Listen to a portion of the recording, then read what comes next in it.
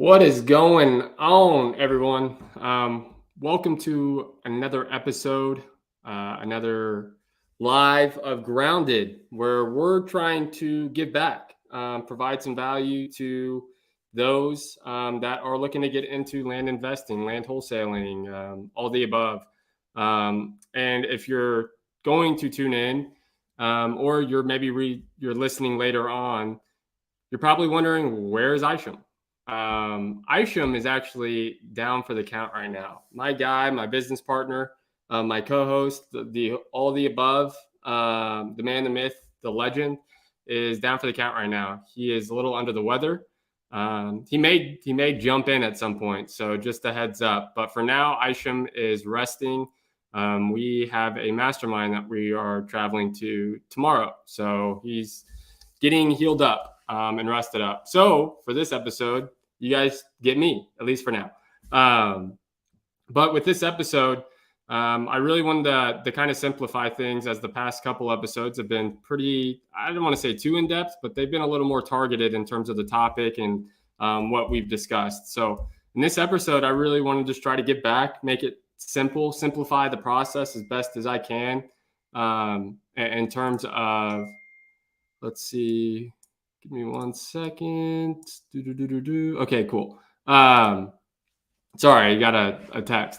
So anyways, just kind of simplify the process and make it as easy and understandable for everyone. So with that being said, again, this, for those that are new that haven't listened to an episode of Grounded, I want to kind of tell you why we do this. So me and Isham own a land acquisition company based out of Florida. And so all we do is land. We wholesale land, all the above. And so we get a lot of questions about, hey, can you help us look at this deal? Hey, I have a question about this. How do you value land? How do you find a buyer? Whatever it is. And so we figured it would be in our best interest to create a live, have the ability for everyone to hop in, say what's up, and if they have any questions, ask away. So with that being said, let's get started. So the first thing I really want to talk about in this episode is how to pick a market. What are you looking for if you're wanting to wholesale land or simply invest in land, not just wholesale? What do you need to look for in terms of a market? First and foremost, it needs to be a growing market. It's hard to find good land deals, and it's also hard to sell good land deals in a not a growing market. You want job growth. You're looking for what companies are bringing jobs into that market. Are people moving into that market? If so, why? Is it because of jobs? You want to be in areas where development is happening, because ultimately that's what land is for, right? They're not making any more land, but they can sure as hell make a lot more houses. So you want to be in an area that's growing and can withstand development. So let's start with, what are we looking for when we're trying to pick those markets? So outside of job growth and population growth, you want to be in markets where new construction is happening at a faster rate than land is selling. And what do I mean by that?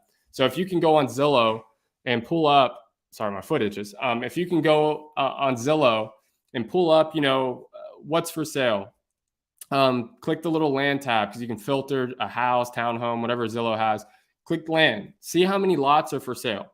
If there's a ton of lots listed for sale, that's usually not the best sign. It's not a bad sign, but it's usually not the best sign. So what I would want to do in that case is go quickly look at, okay, I would flip from lots to go to houses and then type in minimum year built 2022. How many houses are for sale? New construction homes are for sale. How many new construction homes have sold? You're looking for more sold, or even you're really looking for more sold new construction more than more lots listed. There's a lot of neighborhoods in our market that are really quickly developing, right? And so what happens with those neighborhoods is everyone that had land in those neighborhoods is like, oh crap, I can sell now. And so you'll literally find neighborhoods where there's 60 lots for sale and none of them selling. You want to avoid those areas. Why? Because the demand's not there.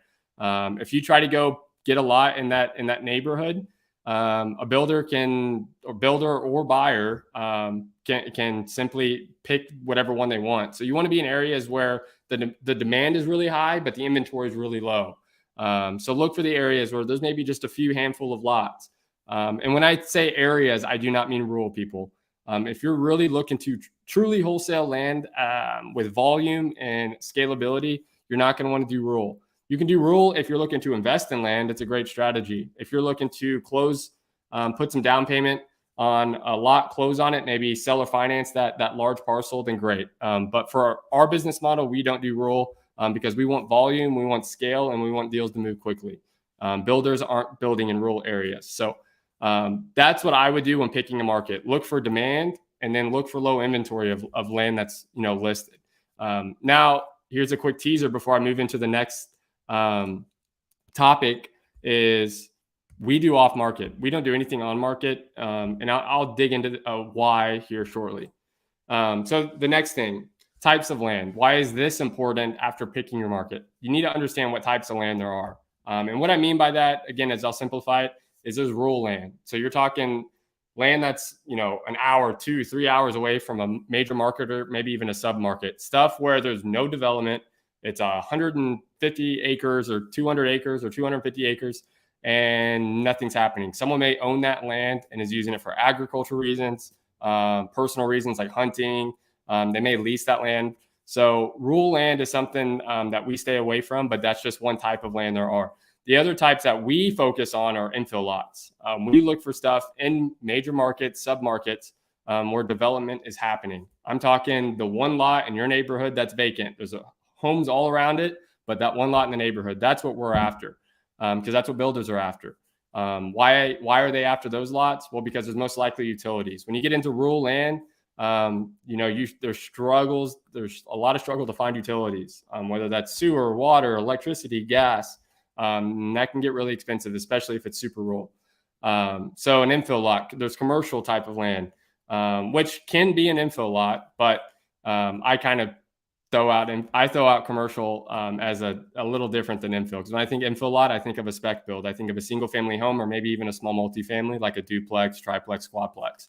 Once you start getting into commercial land, which is typically a little bigger, now you're talking a whole different ballgame. And so again, our business model is super focused on infill lots. We love working with single family residential builders, spec home builders, all the above.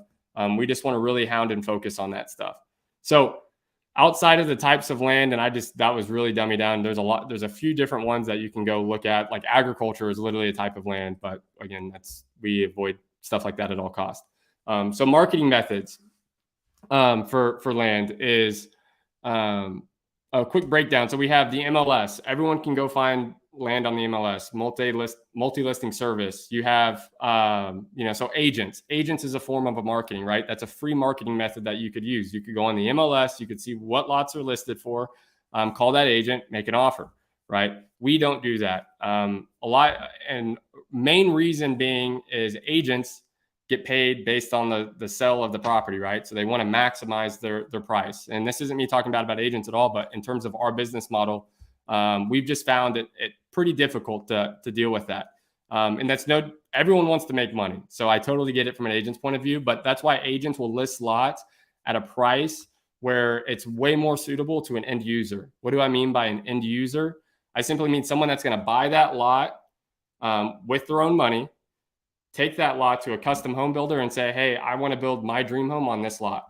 Those people are going to pay more than any investor or any builder. Why? Because they don't really have a use. They're not buying that land to make a profit off of it later. They're buying that land to live on it, and they don't really care what they pay for it if they love that area. So that's a big reason why on market, we aren't the best fans of on market. We're going to start eventually dabbing into it a lot more. So we'll keep you guys updated throughout this grounded series as we do that. But for right now, it just doesn't suit what our business model is.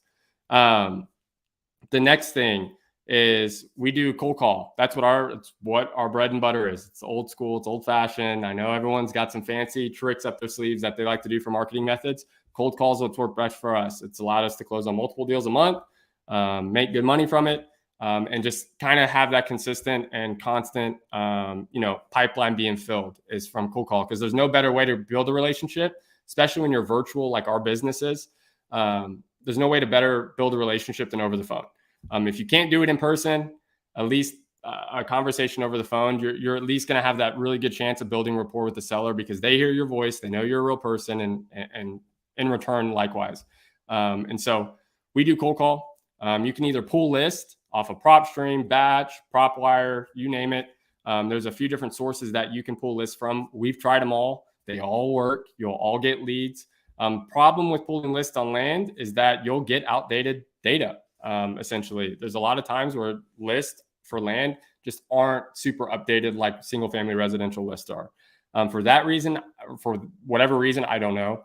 But just keep that in mind when you're pulling lists. I mean, we've called people and they're like, well, I literally sold that lot 3 years ago. There's already a house built and a family of 12 lives in it. And you would think it's a vacant lot according to that list. So just keep that in mind when pulling lists. You could drive for dollars, which we've gone a little in depth in driving for dollars in previous episodes. And so if you want to learn a little bit more about that, I believe it was it was 2 episodes ago. 2 episodes ago, we went into detail on our driving for dollars method. So Noah asked, and Noah, I'm just now seeing this, so I apologize, but can you wholesale on-market lots to builders? Absolutely, you can. On-market lots aren't any different than off-market lots, except an agent's involved, right? So when you're dealing with agents, like I said, they just want to make sure they're getting paid. So if you can present your offers to agents to make sure that, hey, I'm going to close on this thing, or I know someone that's going to close on this thing, essentially, right? I work with a builder, whatever you want to say. You're going to get paid no matter what. Now, with going to builder, just like residential, unless that deal pencils like a MFer in terms of the numbers, and what I mean by pencil is that, a builder can buy that lot, build what they want to build on it, and still make money on the back end. That's what I mean by pencil. But regardless, just like anything else, if you find a deal on market where the numbers make sense, the numbers pencil for your builders, absolutely you can wholesale an on-market deal to builders. Noah also asked, will builders attempt to go behind your back if the lot is on market? Now, again, Noah, I'm sure they will. It's the name of the game. Real estate's a dog business. When money's involved, people are savages, right? And so just keep that in mind. But at the end of the day, our method in our business is regardless if someone goes behind our back, we know it's going to happen. Has it happened yet? No. But do we know it's going to happen at some point of being in this business? Absolutely. It's inevitable. It's not something that, it's usually not when you're prepared for it. And so we understand that's going to happen. So what do we do to combat that? We just go ahead and trust the builders instantly. If we have a lot that's off market or even on market, regardless, same thing, right? Because if it's an off market lot, what can a builder do if you send it to them? They can look up the owner's number and give them a call too. So with that being said, how we combat that is we just trust them instantly. Guess what? If they go behind your back and maybe it's a newer relationship, and they go behind your back, talk to the agent, whatever, talk to the seller, whatever. Guess what? Now, real quickly, you don't have to work with them. You can check them off your list. You can never call them, text them, whatever, have a conversation, go to lunch with them again. You just know instantly they're not someone you're going to want to work with. So that's why we do it. And as long as you're extremely transparent, extremely upfront, hey, I'm looking to wholesale this deal. Hey, I'm new into this part of the game. I'm looking to understand the land side of things so I can get into building like yourself.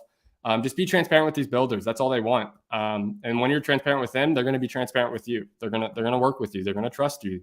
And they're going to help you out.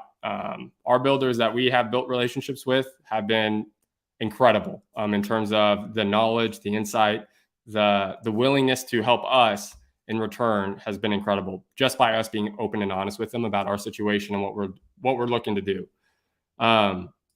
Noah is out here ramping up questions. Noah also asked, do builders prefer off-market lots the same way cash buyers do for flips? Absolutely. I think that's just a no-brainer. I think off-market lots or off-market anything is way more appealing. Why? Because they know they're most likely not going to get in a bidding war. It's off-market. There's no agent involved. That's one less person within the deal that has to have a say, that has to be a middleman, right? And so anything off market is always going to be more enticing than an on market deal. And that's just the facts. That's real estate. That's business. When you have less competition, that means there's potentially a better deal there because that number is not going to get bumped up. So anyways, Morris James, great info. Appreciate it, Morris. Thank you for showing up. Thank you for being here. Thank you for hanging out. If you have anything, ask away. I'm here for another 40, 45 minutes. So let's get it. My man Isham with the heat emojis. Isham, I hope you're feeling better, bro. It's my dude. Yeah, rest up. We got a long day ahead of us, a long weekend ahead of us in Arizona, and it's gonna be hot. So rest up. Anyways, so back to the topic of this episode, marketing methods. As I said, cold calling. You can do on market agent outreach. You can essentially build relationships with agents. Hey, there are agents in markets that specialize in land. And you probably didn't know that. And I didn't know that until I got into land. You can simply go to Zillow and you can do the agent finder, agent search, whatever. There's like a tab or something in Zillow. And there's literally you can type in like filters of what you're looking for in an agent. There's like new construction agents. There's like land specialty agents. I don't know the exact lingo that Zillow uses, but there are filters for those. So reach out to those agents, see if they have any land that's coming to market, see if they have any builders that are looking to buy land.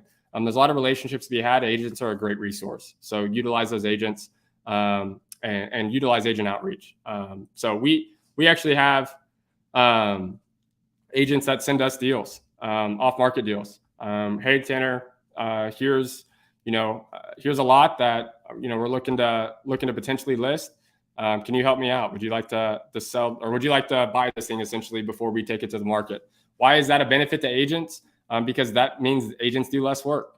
If someone buys a deal before they even have to list it, that saves them a lot of time in terms of making their marketing ads, making all kinds of stuff. And so it's a huge benefit. If you can find agents, go out there, network, build relationships with them, and see if they have any deals that are coming to market. And if they don't currently, see if they're going to soon. Because their agents and marketplaces are always networking. Morris James asked, best way to locate potential market and recent sold recomps. You'll maybe have to clarify what recomps means, but I'm assuming maybe just comps. Best way to locate a market. I talked about it right when the episode started, so I'll get right back into it. So it's nice because this is fresh.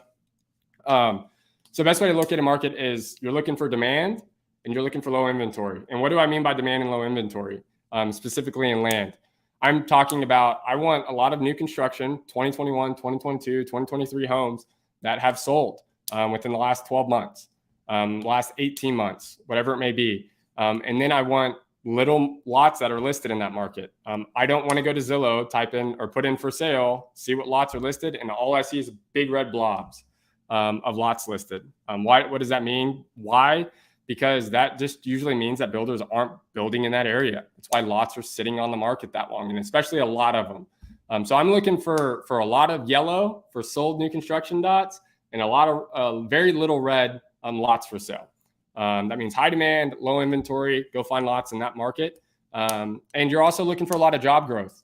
You want job growth. You want population growth. You want people moving into that market.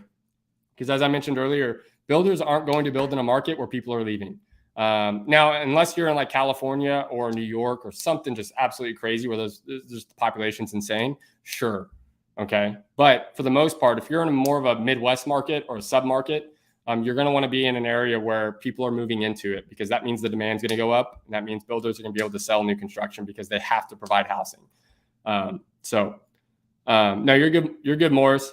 Moving on to the next topic. The last thing I want to mention for marketing methods is SMS. We've utilized text. If you have a good platform for texting works great with land sellers. A lot of land sellers are very unemotional about their land. A lot of them are investors. A lot of them bought land in the past just to hold on to it, to sell it for higher later. So they're very transactional. They're very numbers driven. There's not a lot of emotion and relationship building with some of these. So we've found that texting works great. You can usually text some sellers.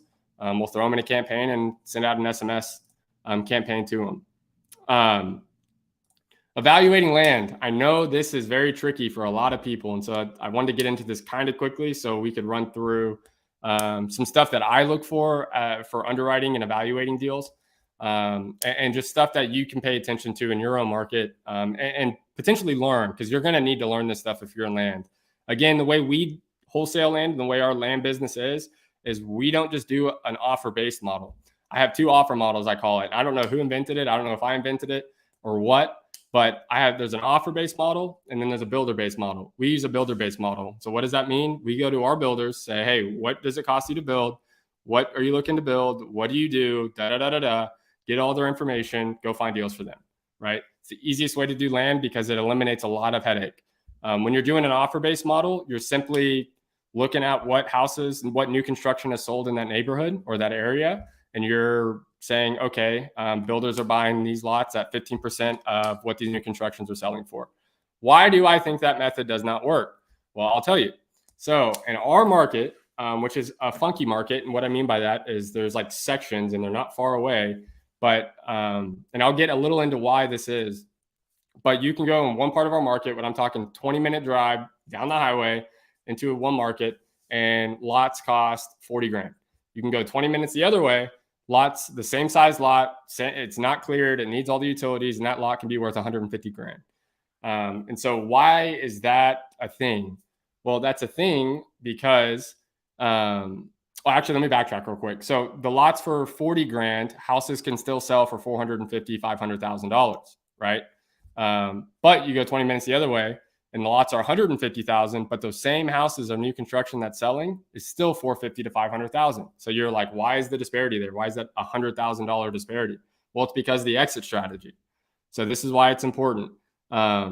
It's because in market, or I'll say neighborhood A, builders are selling to end users. Builders are selling to first-time home buyers. Builders are selling to middle-class, workers, people that have 9 to 5s, people that go to work, come home, people that are just looking for a residence to live in, versus I'll say neighborhood B, where lots sell for 150, but the homes still sell for 500. Why is that disparity there? Well, those builders are selling to investors. That's an investor neighborhood. There's a lot of, so a builder will build a property and they will sell that to an investor. That investor is going to hold on to that property and rent that property out, whether it's a short term or long term.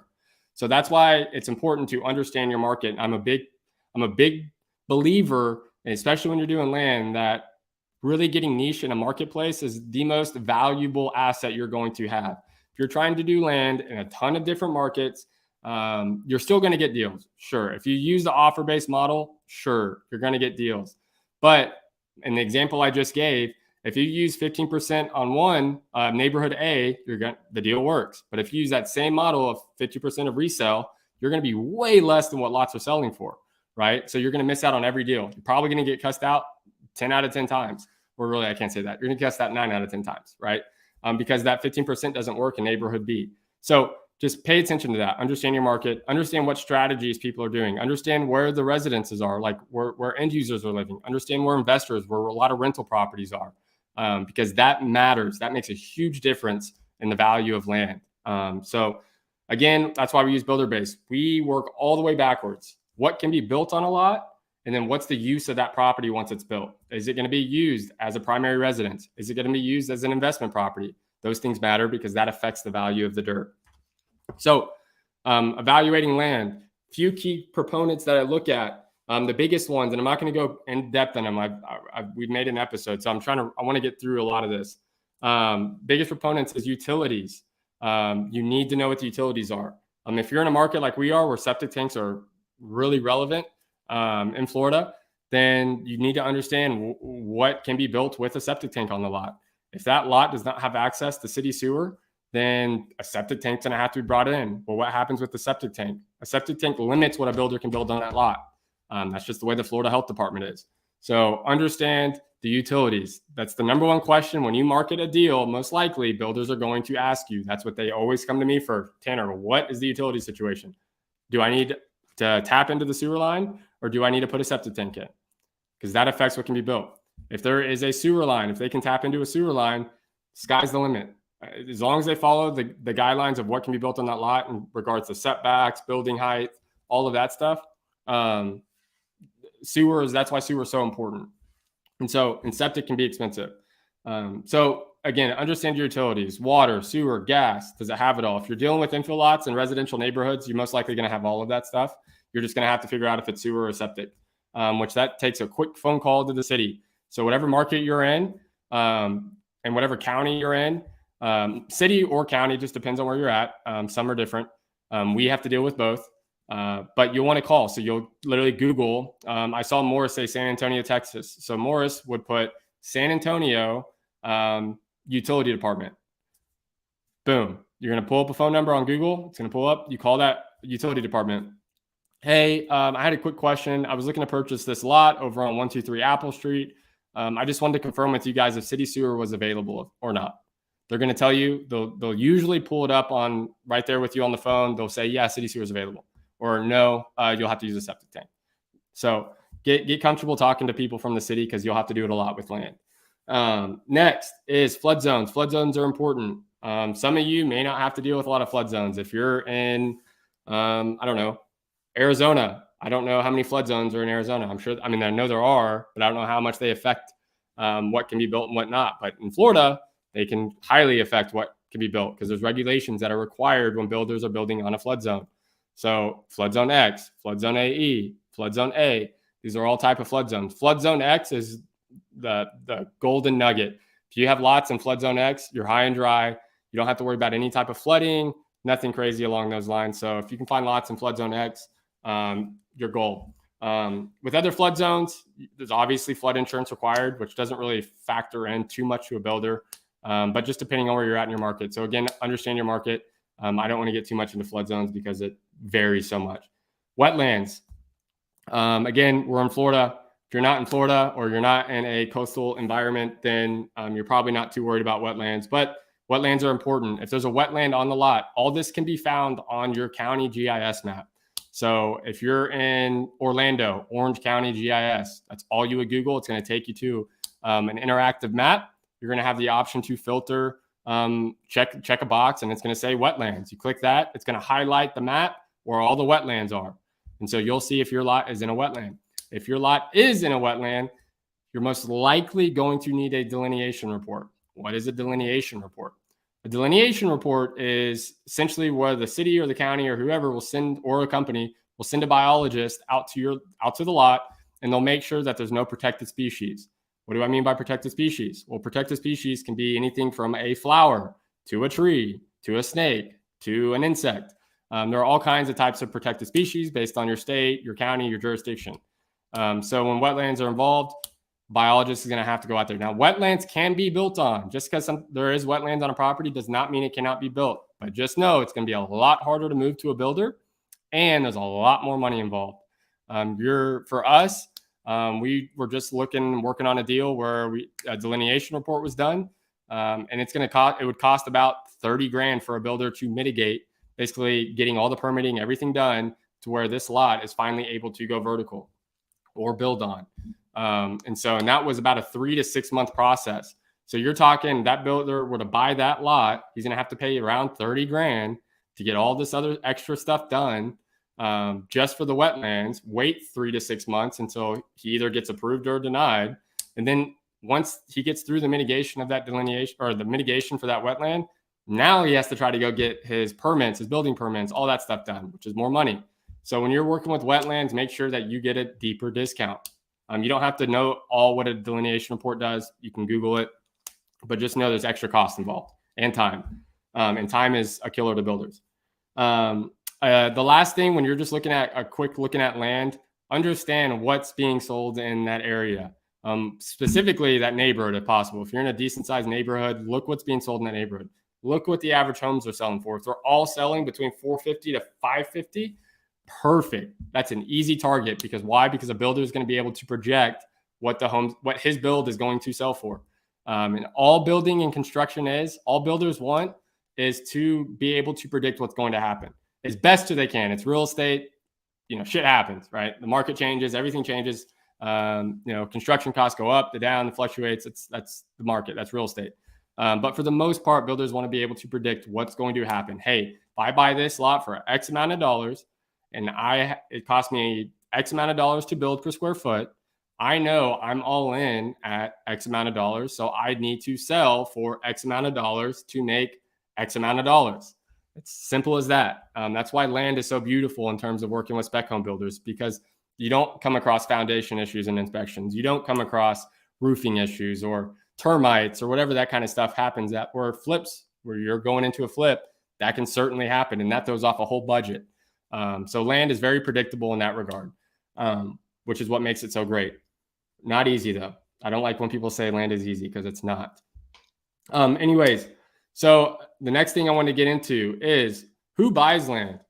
People always, for some reason, I get asked this a lot. Who buys land? Well, builders buy land, end users buy land, investors, people that don't even build buy land. There's a very large group of people that actually surprisingly buy land. Why? Like I said earlier, land is not going anywhere. They're not making any more land.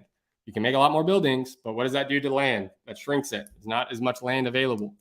That's why you look for high demand, low inventory people. Anyways, so builders, we'll start with that real quick. There's a couple different types of builders. You have your spec home builder who just builds a home and puts it on the market to sell it, right? They're equivalent to a fix and flipper of developing or building. You have builders that will buy, build, and then rent, right? So they're building a rental property. They're not just going out, buying a house, putting some money into it, and then throwing a tenant in it. They're literally building and then throwing a tenant in it. So that's another type of builder. There's a tract home builder, which typically builds, I don't want to say affordable housing, but they build subdivisions, right? Your D.R. Hortons of the world is considered a tract home builder. They build neighborhoods, right? Large groups of housing together. And then there's custom home builders. Custom home builders and what we do in our business model, we don't really go hand in hand just because, custom home builders, they don't build to really sell. They make their money building for a client. So a client or an end user or just someone that owns some dirt goes to a custom home builder with owning that dirt already and says, I want to build my dream home. So then that builder will build that home and their profit is baked into the price per square foot of that build. So if an average spec home builder builds for $150,000, again, spec home builder is equivalent to a fix and flipper. So if you hear spec home builder, think they're building to sell. So if an average spec home builder cost them $150 a square foot to build a home, and then a custom home builder wants to build that same exact home, they're going to charge $180 a square foot, right? I mean, I'm just throwing out numbers here, people, but I'm hopefully making what I'm trying to say simple and easy to understand. So with a custom home builder, they're charging $180 a square foot. Why? Because that $30 margin in between each square foot is where they make their money. So that's why we don't really deal with custom home builders, because clients bring them deals that they already own. And so we're trying to sell deals. So that's the different types of buyers. So keep that in mind. Again, as I mentioned earlier, some spec home builders, depending on your market, depending on the neighborhood, depending on, the demographic and whatever, some spec home builders will build and sell to investors and they will pay more for land. So just know your market, know your neighborhoods. And I wish I had a way better example of that, but it would be hard to kind of explain. Over time, you learn it. You start noticing patterns. So exit strategy for builders, that's kind of what I just went into. Why is it important to understand what builders are building and what they plan on doing? Because that's ultimately what determines the value of land. That's why there's no easy cookie cutter method of, hey, this land is worth X amount of dollars. There's just not. Now, you can get rough estimates. You can get a rough generic ballpark. If it's an infill lot in a neighborhood where every single lot is selling from 35 to 45 grand, boom, easy money. You know exactly, okay, I need to have this lot at 25 grand, sell it for 35. You just made 10 grand. And so, but for the most part, land is not like that. The land value of a lot, of a parcel, of a large acreage is all determined by the buyer. What do they want to do with the land? So get out there and you got to network with builders. You got to figure out what they want to do because that determines the value. And that was kind of a very generic way of explaining it. So just understand that. The other thing I want to mention is terms. I get asked a lot about, Tanner, what do I do on contracts with land? So again, we do off market. I want to keep hounding this is because there's on market. If you have a low budget, you're not looking to spend money on marketing. You don't have the money to pay for, $100 systems a month or have the money to afford a texting campaign because that can get really expensive really quick. You don't have the money for a dialer. You're just getting into real estate. Go talk to agents. There are land agents out there. There are people that deal with a lot of land. We work really closely with one specific agent. She sells a lot of our deals for us. And she works with a lot of land. So she's really keen to what the land value of that market is. So go network like that. On market's great. Off market is the bread and butter. That's what we love because we dictate the contracts. We dictate really, I don't want to say the terms because we work with sellers, right? Now, when you're dealing with land, like I said earlier as well, there's not a lot of emotion involved with land sellers. Some there are. Some maybe inherited that lot. They don't give a shit. They don't care. They don't want the lot. They have no plans for it. They live in Nebraska. The lot's in Miami. They're never going to build on it, do anything. So they just want to get rid of it. Perfect. That's the people you're looking for. Just like single family residences, you're looking for motivation. You're looking for people that want to sell, not interested in selling, want to sell.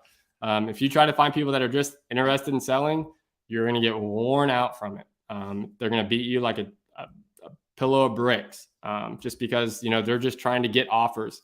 Remember, when you're in real estate, when you're in this business, you're not in the business to make offers. You're in the business to do deals, right? There's a difference.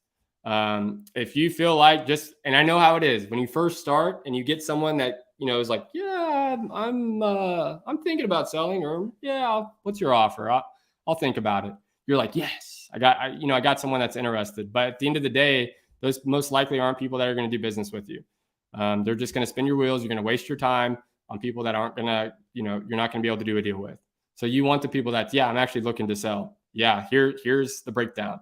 We have noticed, and my partner, Isham, he's the one that kind of pounded this in my head that scripts are super important. And I was not a fan of scripts because it's just how my brain is. I like being able to, zig and zag, and you can certainly do that with scripts. I'm not saying use a script, read it word for word, sound like a robot on the phone. That's not what I'm saying by any means. But here's why scripts are important, or at least utilizing some form of system behind what questions you're asking. Why? Because we understood and we started to recognize a pattern from the deals that we were closing, from the sellers that we were offering on, from the sellers that were signing contracts. We noticed a pattern based on the questions we asked. All the sellers that we sold to on the first call answered all of those questions, every single one. And so if you're wondering what kind of questions those were, they were simple. Hey, do you know what the utility situation is? Is it on city sewer or is it septic? Water, gas, electricity. We'd go, do you have a survey done in the last 5 years? All these questions. The only reason we like to keep asking these questions is because we know if we're on the phone with the seller for the very first time, they're like, yes, I want to sell. We ask them these questions and they answer every single one of them. The chances of us converting that deal into a closed deal is so much higher. It's dramatically higher. Now, if you get on the phone and you get a seller and they start answering one or two questions, they're like, this is wasting my time. If you don't have 300,000, don't call me back. Those are the people that we're not doing deals with. Now, I'm not saying you can't do deals with them. I'm not saying we haven't done deals with them. You still have to massage. You still have to build rapport, make, follow-up. Follow-ups are key. Follow-ups are where a lot of our deals come from. But at the same time, we know based on the questions we ask, if they answer all of them, the chances of us closing on that deal is dramatically higher. So ask the same questions every single time. If you feel like you're getting pushback, fine. Now you know to adjust, but stick with that. Stick with the script. Stick with the same questions for 30 days, 60 days, 90 days. See what results you get. If not, switch it up. One thing I'll say about scripts is do not ask questions that can be found online. 90% of the land info that you would ask a seller can actually be found on your local GIS map, on your local property appraiser site, just on public data. Most information for land can be found. So don't go to a seller on a call and say, hey, what's the zoning? You're going to get, the seller's going to be like, you should already know that. And they're going to get really defensive. Hey, is the lot cleared? Don't ask if the lot's cleared. For the most part, sellers are going to, at least in our market, sellers don't like that because it tells them that, one, you're probably virtual. You're not there in the marketplace. And they just don't want to sell to people that don't go physically look at a lot. How do we combat that? We don't ask it. We simply literally just look at a GIS map, a Google Earth map. If there's something funky that's going on, if you get on Google Earth and there's like a half a house that's like literally slanted over because it's been hit by 17 hurricanes and they haven't cleared it off the lot, sure, ask that. That's important.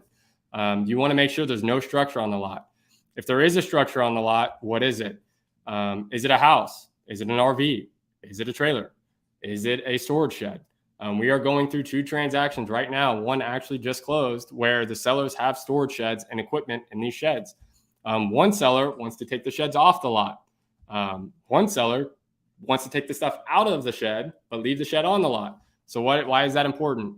because one, that needs to be in your contract. You need to have an additional term section in your agreement saying if they want to leave the shed on the lot, perfect, great. But make sure that's in the additional terms. Make sure that says, hey, seller is, wanting to leave the shed on the lot. Like, it can be super easy, super simple. But you just don't want that seller to come back after closing or something and say, hey, that's my shed, I want it back now. Because that's kind of happened recently to us. Luckily, it all worked out. We got it figured out. But just be aware of that stuff. So if there's structure on the lot, take notice, ask about it. Ask if you don't need to ask if there's any liens or anything. Please don't. Actually, someone DM'd me the other day and asked that, hey, do I need to ask if they have any tax liens? Don't. Title will get it sorted out. Which that leads me into my next thing. And shout out to our team at Setco Services in Fort Walton. They're the title company we use for 99% of our transactions. They're absolutely incredible. So find you a good title company where they can get lien searches done, title insurance, all this kind of stuff. They can knock it out quickly. Because with land, a lot of liens, a lot of back taxes. There's a lot of weird stuff that goes on with land because a lot of people will quick claim land. What does that mean? That means they transfer the deed without the need of a title company. And so when that happens, when someone quick claims a deed over to someone else, that means if there was any taxes, if there was any previous liens, if there was anything that needs to be paid on that lot, it doesn't get recognized. So the next owner that took over that deed, once it was quick claim, now owns possession of all those liens from the past, from all the previous sellers. So you'll see a lot in land where the same lot, literally on the transaction of the property appraiser, you'll see quick claim, quick claim, quick claim, quick claim, quick claim. It just kept getting passed down the line. So you'll always want to run a title deal through a title company. Some sellers may want to be like, well, let's just quick claim. No, always get it done through a title company because there's always funky stuff that goes on with land. So you just want to have all your bases covered. The next thing on contracts, and I kind of got really off topic, but for contracts, for your terms on a contract for a land deal, bare minimum 30-day feasibility. And what do I mean by feasibility? Feasibility period is the same as an inspection period.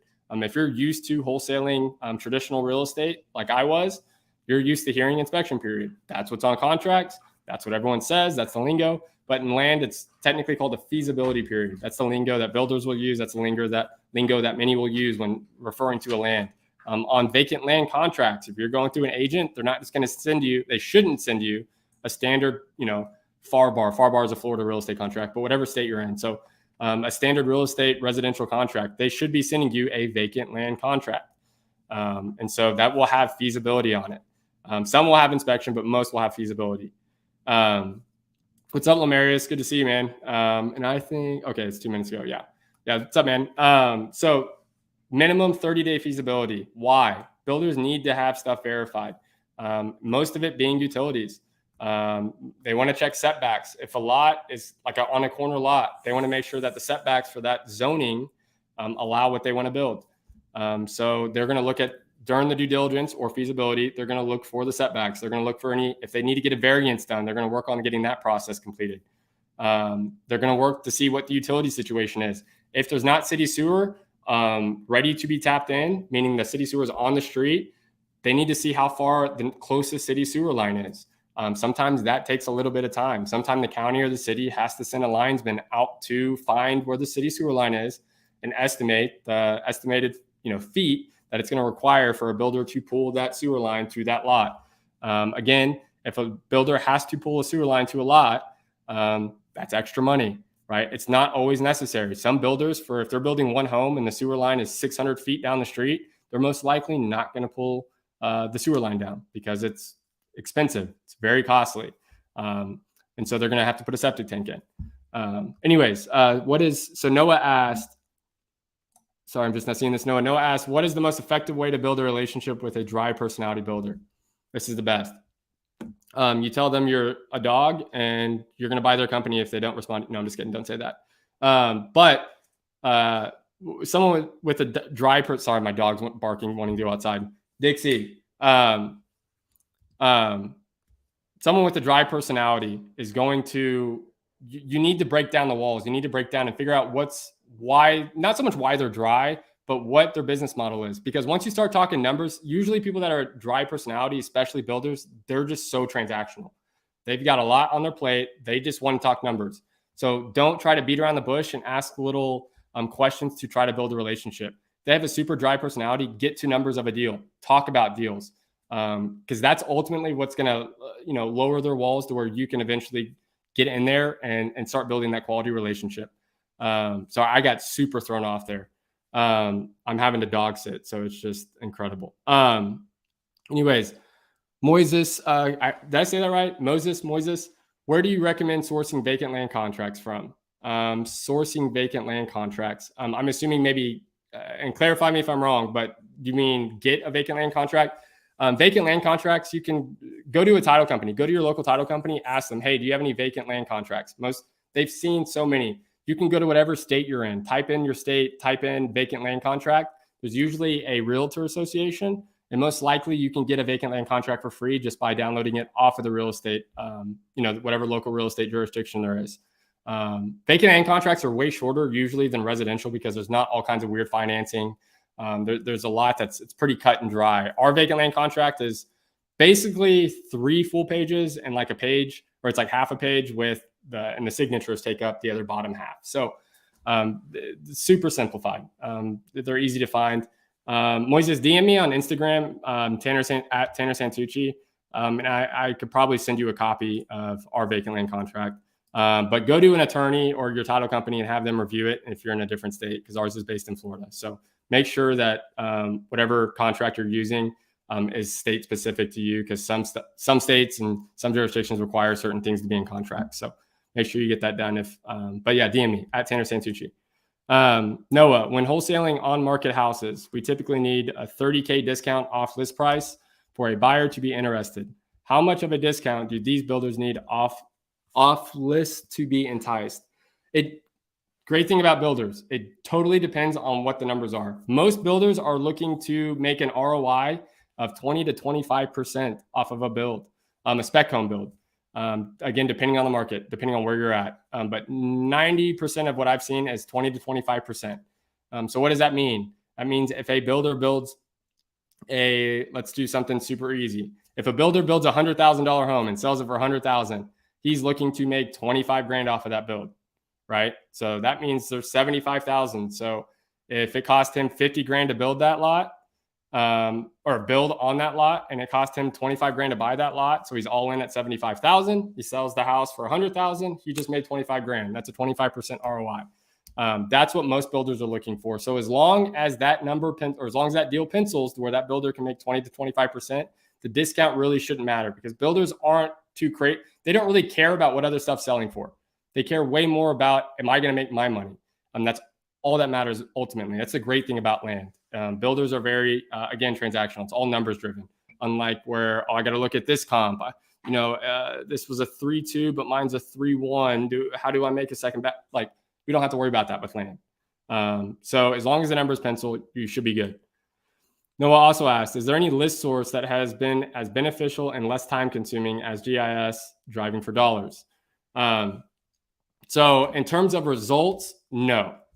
Driving for dollars using the GIS map, again, virtually. If you're local to your market, I will beat the shit out of you. Sorry. I will beat the crap out of you if you're not going to drive, looking for land yourself, writing it down, bring in your computer, Wi-Fi hotspot, your computer, pull up a spreadsheet and take whatever. But if you're not local to your market and you're doing everything virtual, then GIS driving for dollars is the most time consuming, but it's going to produce the best results. You're going to get the most accurate data from a local GIS map from driving for dollars. Why? Because the county updates their stuff way more regular than PropStream, than Batch, than PropWire, than all these other services that provide lists. So if you don't have the time to drive for dollars, because it is time consuming. Again, we didn't go back and watch one of our, I think it was 2 episodes ago on Grounded, where we broke down our driving for dollars process. So if you want to see a lot more of that, go to 2 episodes ago. But if you're having a pool, I recommend PropStream. If you want to pull lists, use PropStream.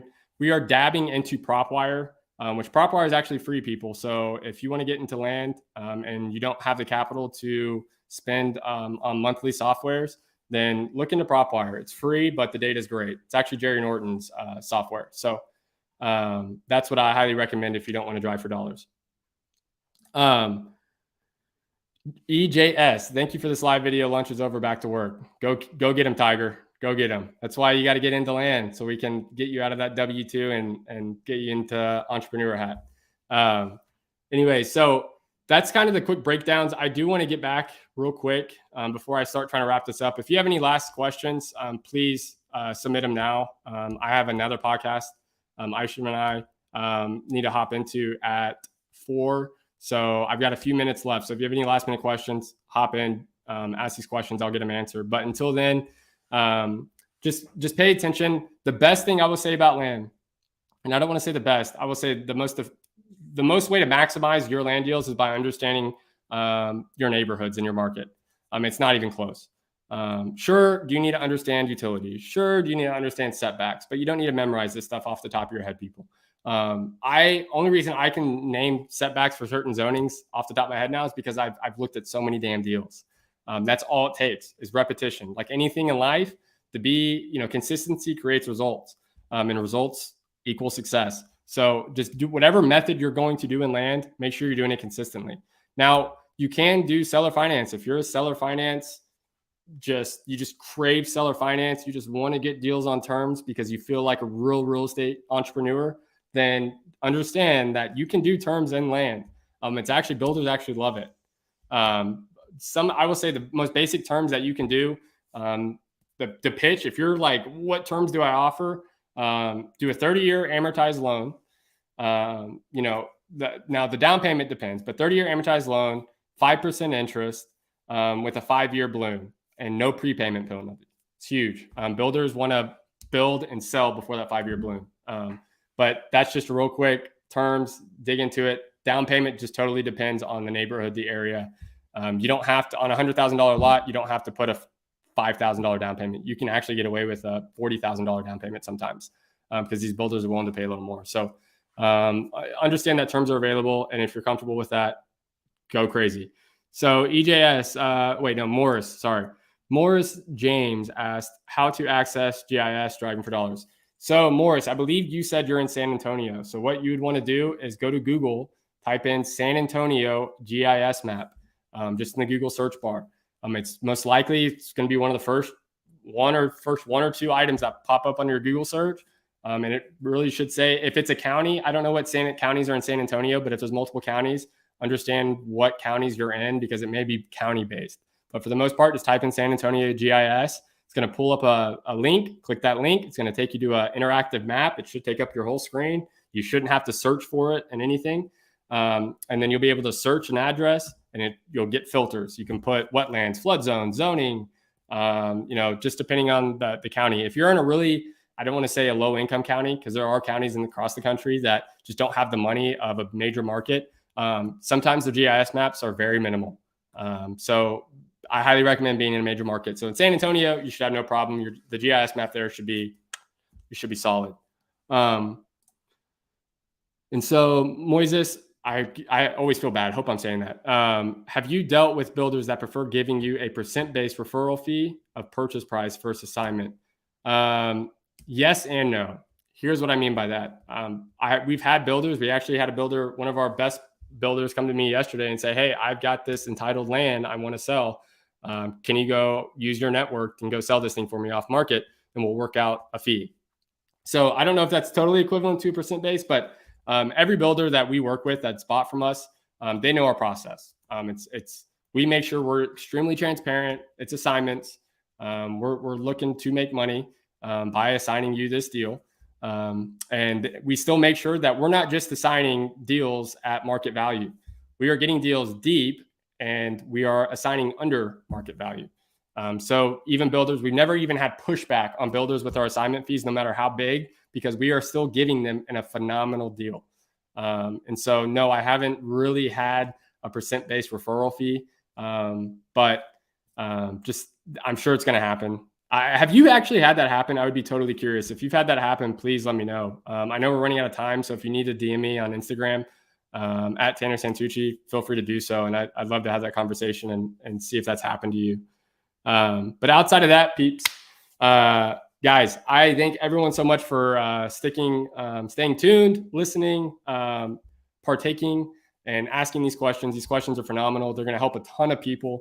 And I hate to be this person, but make sure you like, subscribe, Tell people, if you have friends that want to get into land, if you have friends that want to get into wholesaling in general, make sure that you tell them about this, bring them in.